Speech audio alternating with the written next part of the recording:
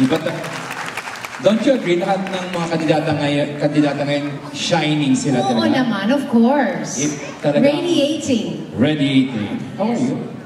I'm fine.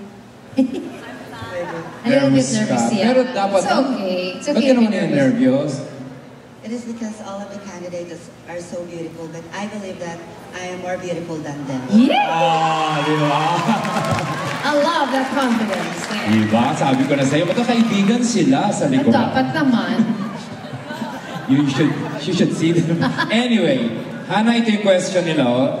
If you are to be given this chance to be part of the amazing show, how will you elevate or improve the cultural consciousness, the Filipino community, for them to appreciate the amazing show and accept it? Siguro, kung bibigyan ka ng chance, di ba, to perform here, paano makukumbinsi ang mga Pilipino, katulad ng mga naririto ngayon, para hangaan or appreciate or ma-admire yung ginagawa nating shows dito as it is, di ba? Pwede mo sagutin sa sariling atin o sa English, kung gusto mo sa Spanish, simply by showing my good personality and being as a hospitable. Why should I say so, ladies and gentlemen? It is because Amazing Family teach me not only by showing my talent, and it also teach me by showing and be a good person in other, and be a